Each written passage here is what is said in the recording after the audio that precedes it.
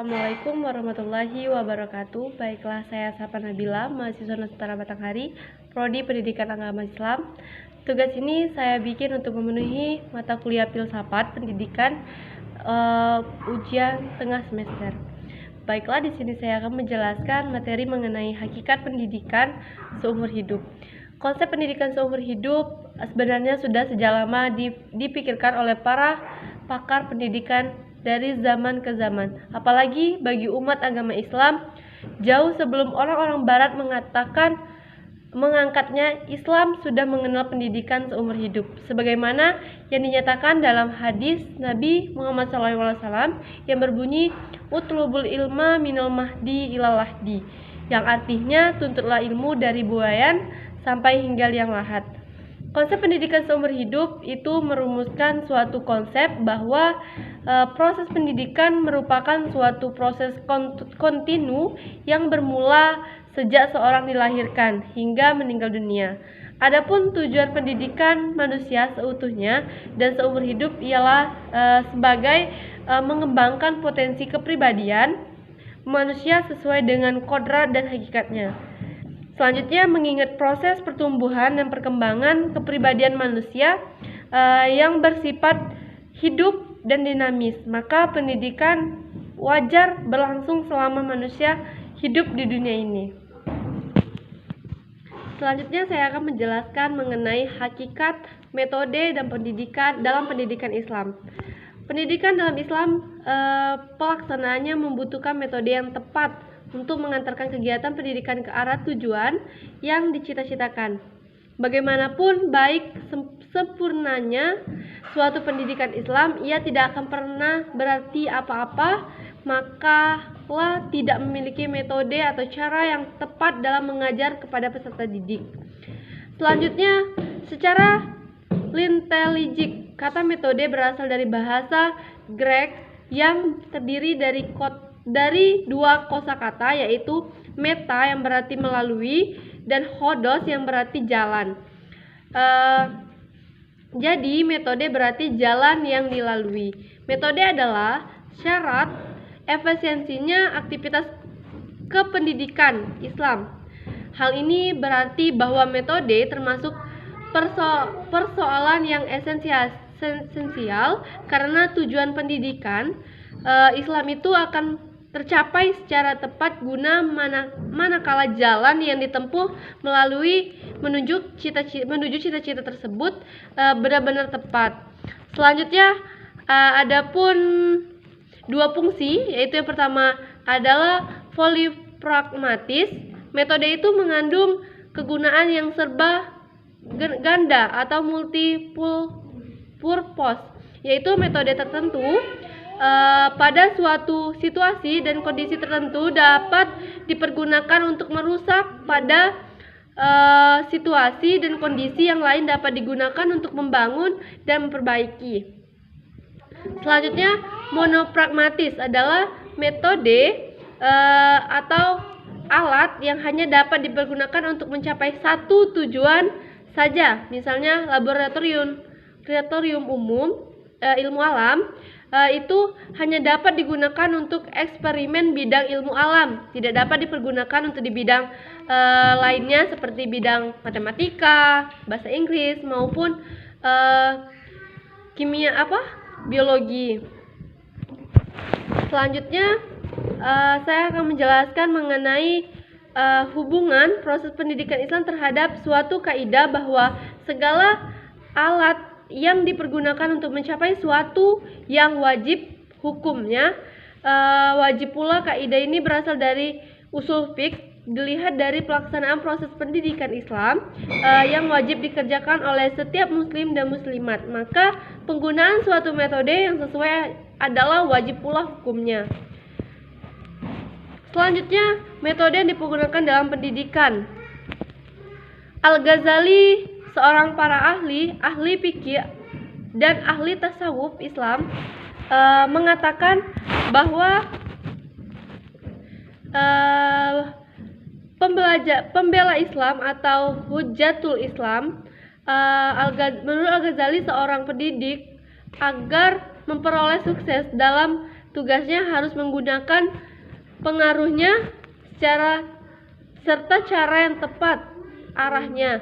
Bila dipandang filosof, Al-Ghazali berpaham idealisme karena beliau sangat menekankan pengaruh pendidik terhadap anak didik yang konsekuen terhadap agama. Selanjutnya, metode mengandung implementasi bahwa proses penggunaan bersifat konsisten, sistematis, mengingat sasaran metode itu adalah manusia yang sedang mengalami pertumbuhan dan perkembangan. Jadi metode dalam proses pendidikan pada hakikatnya adalah melaksanakan sikap hati-hati dalam pekerjaan mendidik dan mengajar. Di sini saya akan menjelaskan mengenai kurikulum pendidikan Islam. Istilah kurikulum pada awal mulanya digunakan dalam dunia olahraga pada zaman Yunani kuno. Kurikulum berasal dari kata curriculum dan kuri yang artinya pelari dan kurer artinya tempat terpacu. Jadi, kurikulum diartikan jarak yang harus ditempuh oleh pelari. Dari maka yang terkandung dari kata tersebut, kurikulum secara garis besar dapat diartikan sebagai sejumlah mata pembelajaran yang harus ditempuh dan diselesaikan anak didik untuk memperoleh ijazah. Undang-Undang Sisdiknas Nomor 20 tahun 2003 menjelaskan bahwa kurikulum adalah seperangkat rencana yang mengatur sebagai pedoman penyelenggaraan kegiatan pembelajaran untuk mencapai tujuan pendidikan tertentu. Hal ini juga diungkapkan dalam Peraturan Pemerintah RI Nomor 19 Tahun 2005 tentang Standar Nasional Pendidikan. Selanjutnya, mengenai definisi tersebut, Ahmad Tafsir menjabarkan bahwa kurikulum dapat diartikan menjadi dua macam. Yang pertama adalah sejumlah mata pembelajaran yang harus ditempuh atau dipelajari,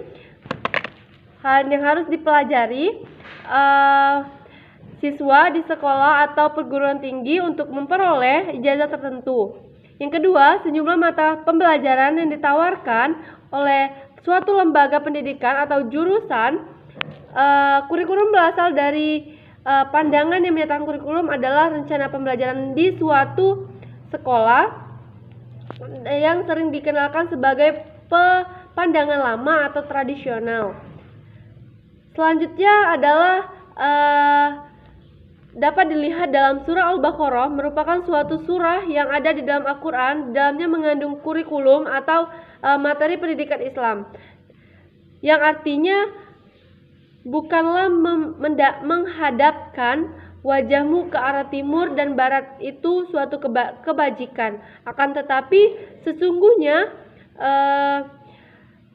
kebajikan itu ialah beriman kepada Allah, hari kemudian, malaikat-malaikat, kitab-kitab, nabi-nabi, dan memberikan harta yang dicintainya kepada orang lain atau kerabatnya, anak-anak yatim, orang-orang miskin, musafir yang memerlukan pertolongan, dan orang-orang yang meminta-minta, dan memerdekakan hamba sahaya, mendirikan sholat, menunaikan zakat, dan orang-orang yang menepati janjinya apabila ia berjanji, dan orang-orang yang sabar dalam kesempitan, penderitaan, dan dalam peperangan. Mereka itulah orang-orang yang benar imannya, atau mereka itulah orang-orang yang bertakwa. Quran Surah Al-Baqarah ayat 177. Ayat di atas menjelaskan bahwa setiap manusia diperintahkan untuk beriman, beribadah, muamalat, menepati janji, kesabaran, dan segala hal yang bersifat bermanfaat di dunia dan di akhirat. Iman merupakan landasan berpijak bagi setiap umat Islam. Dengan kata lain, iman adalah membenarkan dengan hati bahwa Allah itu benar-benar ada dengan segala sifat keagungan dan kesempurnaannya. Kemudian pengakuan itu diikrarkan dengan lisan serta dibuktikan dengan perbuatan secara nyata. Demikian juga dengan muamalah, atau muamalah merupakan aturan Allah yang hubungan manusia dengan manusia dan usaha untuk mendapatkan alat-alat keperluan jasmani dengan cara yang baik. Selanjutnya adalah mengenai komponen-komponen pendidikan Islam, yaitu yang pertama adalah tujuan pendidikan yang akan dicapai oleh kurikulum tersebut dalam kerangka sistem pendidikan nasional. Tujuan terdiri atas tahapan-tahapan logis, mulai dari skop paling luas atau nasional sampai kepada tujuan paling spesifik, yaitu tujuan pembelajaran. Yang kedua adalah isi, yang ketiga metode, yang keempat adalah evaluasi. Evaluasi yaitu cara melakukan penilaian yang digunakan untuk mengukur hasil-hasil dari proses pendidikan yang dirancang dalam kurikulum, sekaligus untuk mengetahui apakah tujuan telah tercapai atau belum. Baiklah, hanya ini dapat saya sampaikan. Lebih dan kurang saya mohon maaf. Saya akhiri. Wabillahi taufiq wal hidayah. Wassalamualaikum warahmatullahi wabarakatuh.